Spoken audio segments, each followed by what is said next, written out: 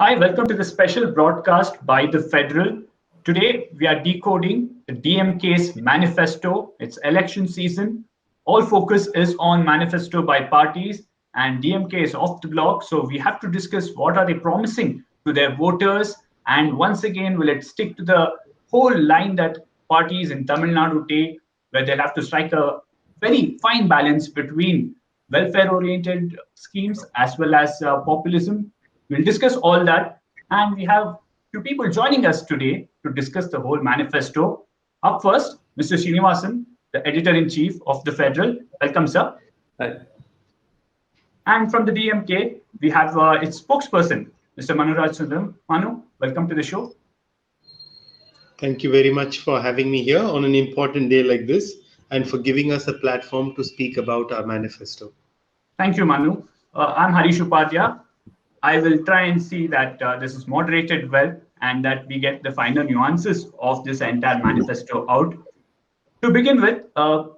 Srinivasan, you've seen the DMK's manifesto that was released today, and perhaps all parties in Tamil Nadu kind of set a trend when it comes to the kind of welfare and populist schemes in the country, which have been copied, or rather several other states and parties have got inspired in other parts of the country. How do you look at it? Your first thoughts on this manifesto? Yeah, right. Actually, in a way, Tamil Nadu has pioneered this whole concept of redistributive politics, where they gives some of these welfare measures, and that have worked well. It has started from 1967 onwards, and it has continued till on, where there were several measures like three measures of rice for a rupee, midday meal. Actually, the midday meal itself is being fine-tuned. They are adding more and more elements. I think in the latest manifesto, they have added milk. So they're strengthening that whole process. So this whole process of turning voters into tacit supporters is been there with both the Dravidian parties. DMK and AIADMK have both been doing over consecutive, we've been seeing it over decades now. But so you're seeing that in some ways, as you correctly said, nationwide, other states have also followed it. And some of these schemes are now become kind of universal, which you can see in any part of India.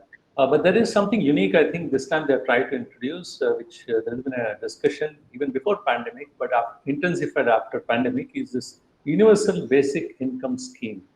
A kind of that for women. I think DMK has announced in this manifesto 1,000 rupees per woman. Also, they seem to be laying a lot of emphasis on women voters this time. I think Manu should give an answer to that. Overall, they seem to be taking the route, but we'll come to that. The real question is, how are they going to fund it? Absolutely. How will they fund it? That's a different debate that we'll have later on in this entire discussion. Manu, in terms of looking at populism versus welfare, where do you see this? On the one hand, you're talking about giving out doles or even gadgets, giving internet. On the other, as Srinivasan mentioned, you're talking about universal basic income in some form, whether it's giving money to people having ration cards. So how do you see this balance coming out in this manifesto? Well, firstly, I think a couple of points, maybe perhaps of a preliminary nature, are out to be made. I think the usage of phrases like populism are long outdated in the current public discourse, according to me, because people have now understood the concept of entitlements and welfare measures. Though it was fanciful to call certain schemes back in the early 2000s as populist measures, I don't think they quite bear out in the present scenario. And there is plenty of economists who have written extensively on this, so I will not delve too much upon this point. But just to answer a couple of specific questions that both of you have raised here, which I feel are very pertinent today and going into the future. Something like internet, something like providing people with access to internet, be it free internet or cheap internet, can no longer and must no longer be seen as a luxury or a commodity that is only available to a certain class of people. Internet or access to internet is now regarded as a basic right or part of the fundamental right. There are Kerala High Court judgments which have regarded access to internet as part of Article 21A, which is the right to education. And there is a greater and more overarching jurisprudence around right to internet to be part of both Article 19, specifically the right to fundamental right to freedom of speech and expression, and Article 21, the right to life. It is difficult, and as many of us would have realized over the last 12 months, especially during the pandemic and during various stages of lockdown, how impossible life would have been without internet, how impossible livelihood would have been without internet. So I think, like I said, today, I hope Tamil Nadu is not the only state which is thinking of internet as a basic right. It is something that is important. Like I said, various judgments of the Kerala High Court all the way up to Delhi have regarded it as part of the right to education even. But like I said, I'm on a larger point here. So that is a very preliminary submission I wanted to make today. Okay. Specifically addressing a question raised by Mr. Srinivasan with regard to women voters.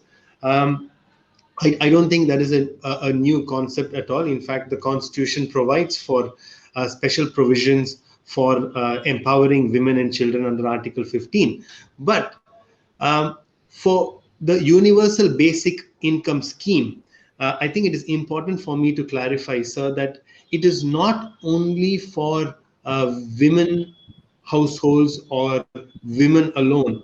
It is for every household. As you rightly put it, it is a universal, or it is a variant of the universal basic income idea, which is prevalent in many countries like Brazil, Finland, Kenya, and so on. In fact, the previous UPA manifesto in 2019 had significant portions about the universal basic income, not to mention even the economic survey report of, I think, 2016-17 had some language on universal basic income. We believe in the last 12 months, economic deceleration has left many people without jobs. Specifically, sir, according to the Center for Monitoring Indian Economy, female labor force participation is at one of its all-time lows. Therefore, as I do not need to explain this to you, but a lot more women have been affected by the pandemic. A very simple example from my own circumstances. When we see, I'm a lawyer, and when the high courts and the Supreme Court opened up for physical hearing, actually the Supreme Court hasn't, when the high courts and the other courts opened up for physical hearing, you saw only male lawyers go to court.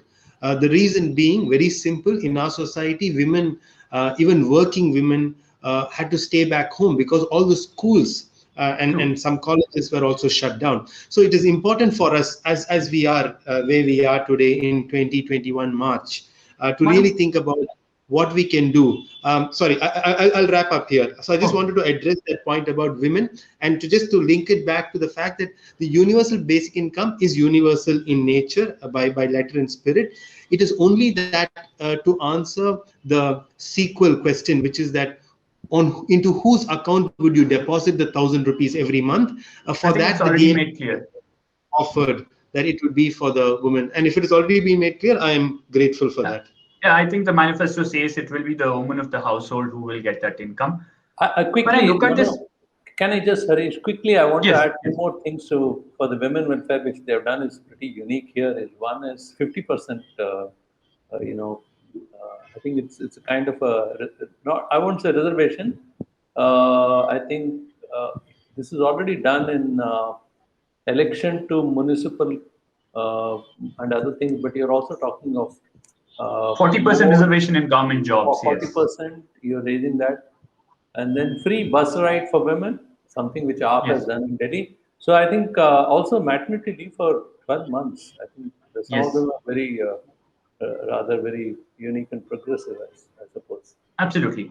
But one thing that strikes me when I look at this entire manifesto is that some of them, for example, they're saying we'll slash the prices of milk by 3 rupees and petrol and diesel by 5 and 4 rupees respectively. They're also saying we'll give a subsidy of 100 rupees on every cylinder every month.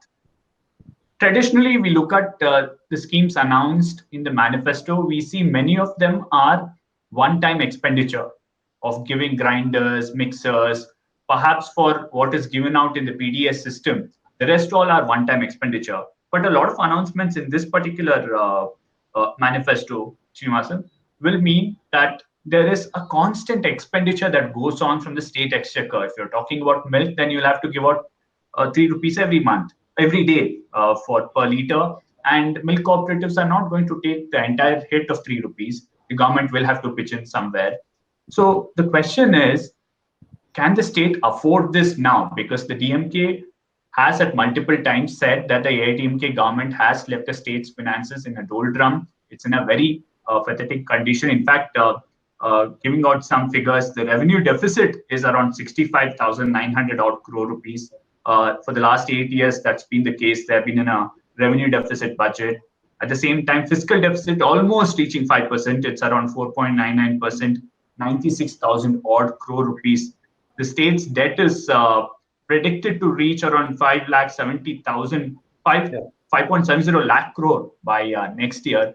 So the obvious question that comes out is, where will the DMK, if it forms the government, bring in money from? Yeah, I have a point here. I would take on this almond milk, 3 rupees cut, which is what they have announced. It's a very attractive one at that. But how is it you're going to ensure that? Because when you are promising to the retail customer a certain cut in price, please remember it is going to affect the farmer on the other side. Yes. And it's going to, how are you going to ensure that his remunerative price is not hit by this? How are you going to ensure that? You have to take both the sides into account. It's not just one. The moment you cut the prices for a consumer, especially urban consumer, it also is going to affect the folks who actually produce the milk. How are you going to ensure that balance? That's one. Second is, like you said, petroleum prices. In the 2019 manifesto, you mentioned of actually going back to APM, administrative price mechanism. As a long-term policy, DMK had also talked about, since we import 80% of our fuel from abroad, that there should be something done about it. So the macro thing is actually quite a tough one if you look at the macro picture. So this whole reduction of 5 rupees or 4 rupees, whichever you have promised, isn't, it's too specific and a bit difficult to implement. So I will take on the larger question, I think, that has come out of both what both of you have said, which is the how do we balance the budget? And I mean, of course, the specific questions about milk are well made. There are 2 or 3 limbs to my answer, but the first is a disclaimer. I'm not an economist, but I'm only going to offer some of the views which I believe are practicable and implementable. Of course, the fundamental ethos of this, as any economist would argue better than me, is that it is a Keynesian idea. We believe government intervention is most necessary and apt for the present situation. So, of course, it would require naturally and logically a greater sharing or bearing of the burden by the government. Of course, there cannot be any reduction in the price or the procurement price, rather, when we have a milk cooperative like we do in Tamil Nadu. The milk cooperative societies will be given a same or if not better procurement price, and of course the loss there would have to be borne by the exchequer, which is the government, of course, and naturally the taxpayers. But the DMK's hope or if you may, the audacity of hope in implementing these sort of projects and perhaps promises is based on our past performance and track record in attracting industry and in the long term ensuring that the state's coffers are well taken care of. And ultimately, we are an economy which is chugging along faster than many other states in the country. There are certain spokes in the wheel, so to speak, including GST and whatnot. But even having taken all of those under consideration, we feel that we will be able to provide a more attractive investment roadmap for very many industries across India and, of course, definitely from across the world to come and improve our own states' revenues and coffers, and therefore hopefully pay for these schemes. Now, specifically the Universal Basic Income Scheme, I think that was one of the first schemes which the party president announced, because he announced it before the manifesto as part of his 10-year vision document.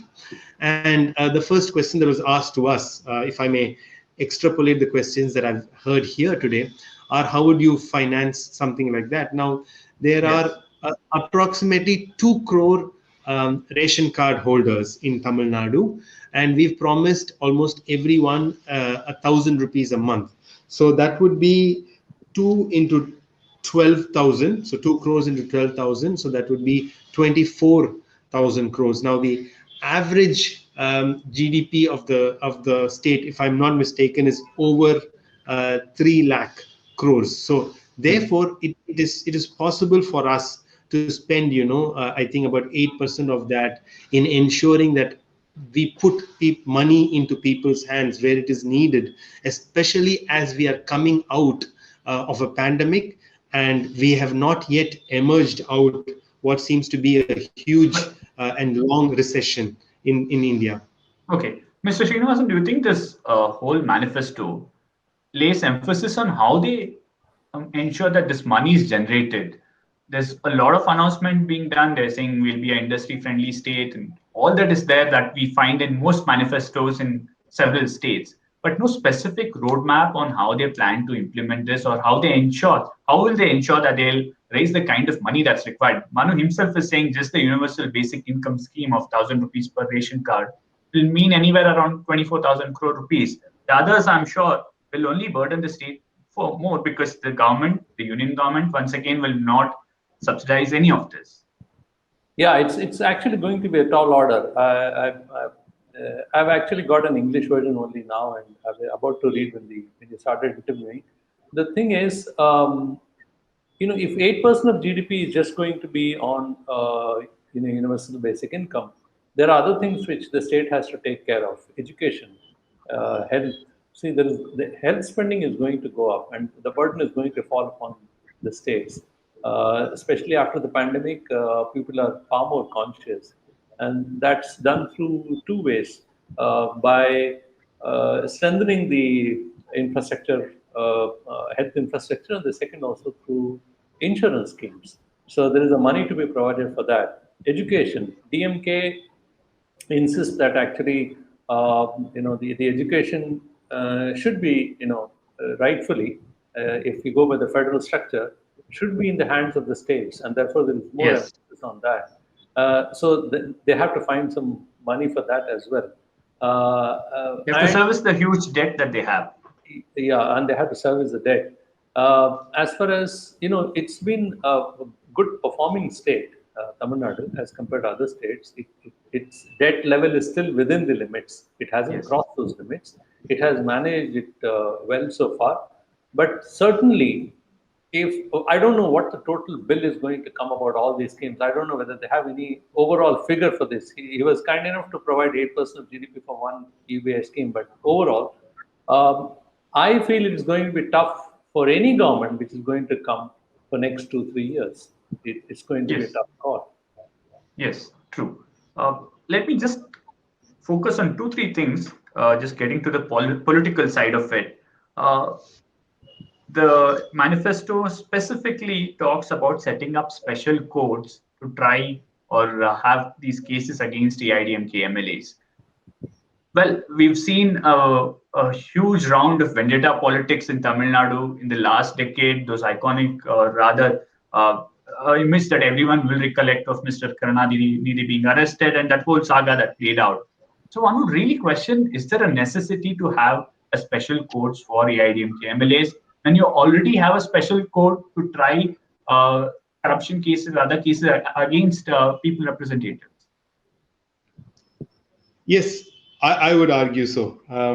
The simple reason being, I think that over the last 3 years, we have been able to compile sufficient information and evidence that would sustain the judicial process of corruption cases against these ministers. And I think it is important that we hold government servants, and most certainly, public servants, at the highest level of accountability. So therefore, it is absolutely necessary, in my opinion, to ensure that there is prosecution that is swift and there is justice. Are you saying the current setup of having special courts to try elected representatives is not enough for this? I mean, the Supreme Court is also closely monitoring that. It is not, in my humble view. I've been to those special courts for the MPs and MLAs, which has been set up in Chennai. Yeah. They are actually quite overburdened, in my opinion. They include cases against present and former legislators. They include all sorts of cases, not just Prevention of Corruption Act. Yes. They include cases even including defamation, criminal defamation, and others. So it is actually, I personally do not think that is a good model because there's just too many cases, and some of these cases you would appreciate require a specialist judicial intervention. So that is why we have special courts for Prevention of Corruption Act. We have special courts for POCSO. We have special courts for SCST, Prevention of Atrocities Act, so on and so forth. So it is the need of the hour to make sure that there is specialized intervention. And I think no further point makes my case than the special courts that were constituted between 96 and 2001, which ultimately were responsible for not just charging but convicting J. Jayalalitha and of course Shashikala and 2 others. Ultimately, even though those courts were set up, you know what happened in 2001 when the government changed, and there was a series of there was a lot of compromise in terms of witnesses. So we had to petition the Supreme Court to transfer those cases to Bengaluru, and then it continued there. That part is documented. But my point remains, and I remain committed to this particular promise of special courts for cases against the ministers, because we believe that you're saying corruption cases. Absolutely. Okay. Corruption cases against the ministers in the present ADMK government, soon to be previous ADMK government. I think that is something for us to show that we will not tolerate corruption in any form. Okay, Mr. Srinivasan, they call it specialized intervention. Do you think it's vendetta? Well, it would be seen like that. See, if there is a corruption case, it should be applicable universally. Why particularly name this? I haven't particularly read that portion which you're referring to. I'm a bit surprised if they have at all named a particular, In fact, it specifically says AIADMK MLAs. Yes. Yeah, so that I would be a bit surprised. I understand that, yes, corruption of any sort, they should move against. Any political operative, for that matter, across party lines. Why be, what about others? There's possibility that other parties too indulge in this kind of illegal activity or some kind of corruption. Why not them? True. If I may just offer an explanation, sir. I understand the concern that's been raised. Now, Prevention of Corruption Act especially relies largely on the public trust doctrine, which is that the public give a lot of government machinery, a lot of government revenue in trust to be held by the government. So these are not applicable to legislators as much as it is applicable to executive organ of the government. So really, when we say the corruption court or a specialized court, it would only be applicable to those who have held government positions, so ministerial positions, and especially in the last 10 years, because that's the AIADMK government. Now you may ask, why not going back to the previous DMK government, if that is the argument I expect as the next round of questioning. Then those cases have already been filed, or should have already been filed, by this government. And I think just to answer your question about vendetta, there's been numerous cases in the Supreme Court where, including our very own, which we filed against Jayalalitha, where this point of vendetta or malice or malicious prosecution has been argued, and it is settled law that just because you belong to a different political party and you make a complaint or you prosecute a case against someone from a different party, that does not mean that you're doing it out of vendetta. It only means that in a system like ours, where the government is quite all powerful and has a lot of authority, it's difficult for very many people, and we've seen the kind of grief that RTI activists and social activists are subjected to on a daily basis, not least of all journalists who bring out these details or corruption allegations against ministers and sitting government officials. Okay, Manu, I'm running out of time, but there's a very, very important point that I will have to discuss now. I was speaking to someone earlier in the day, and the kind of first opinion that's come out is that probably the DMK in Tamil Nadu is taking a very sharp right turn.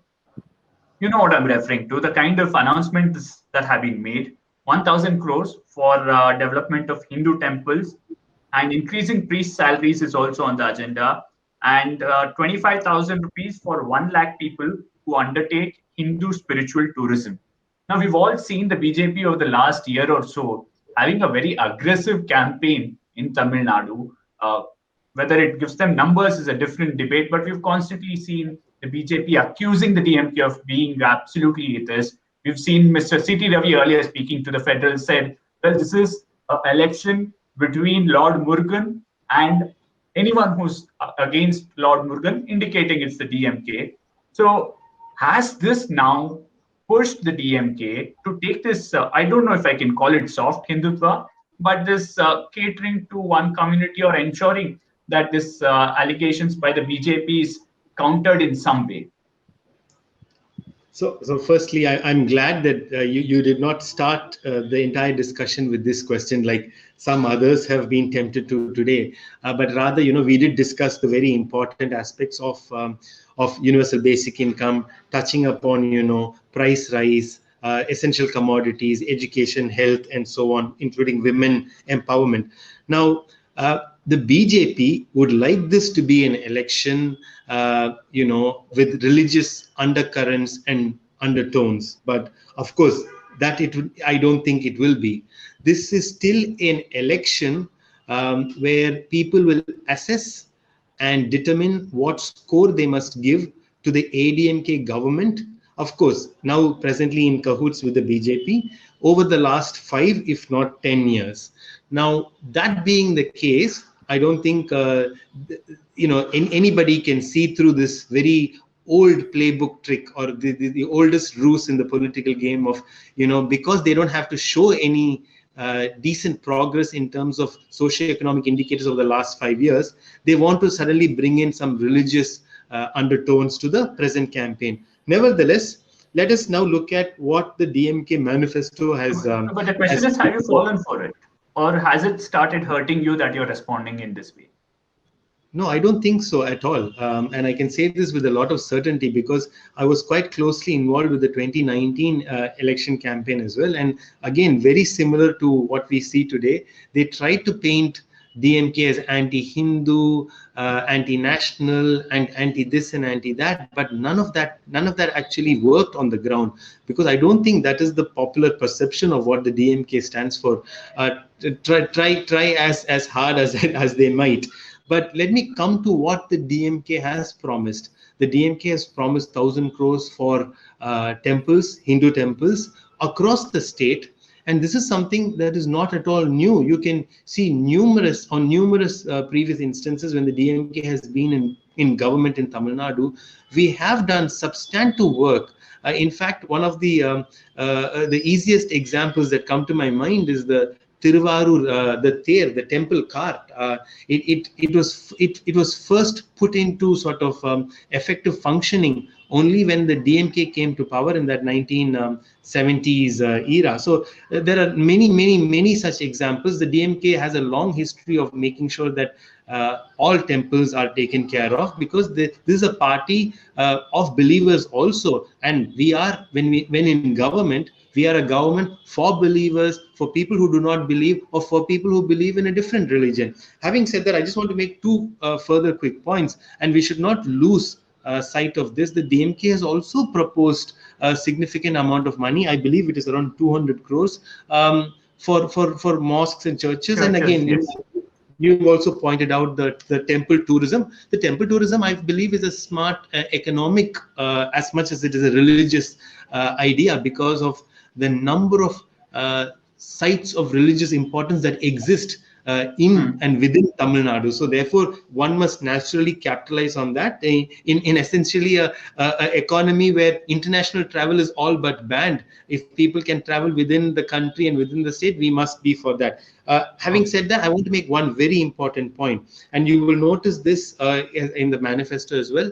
The DMK has also promised that the 200 odd priests who were trained through the Anevarum Archakar Agalam scheme will also be given appointment. Now, this is, I would say again, this is part of who we are. This is our social justice agenda that we've always clung on to, which is that if someone this is more of an administrative. It is not. It is not. You're completing a process that was incomplete. No. This is a process that has been discarded and abandoned by the last the 10 years of AIADMK government. But this is important because this is also part of what we want to do for the Hindu temples and Hindus at large. Because this, of course, a non-Hindu cannot become a priest under these circumstances. But you will never hear quickly take this to Mr. Srinivasan. Talking about the priests from lower caste Hindus or scheduled caste Hindus ever becoming priests. And I hope in your next discussion with them, you will raise this in all fairness. We will. Sure. Mr. Srinivasan, we haven't seen some of the BJP states really talking about giving 25,000 rupees for 1 lakh people for Hindu spiritual tourism. And even 1,000 crores is, I don't know if any state has done. Karnataka, I don't recollect having allocated so much. Do you see this as a slight right turn being taken by the DMK?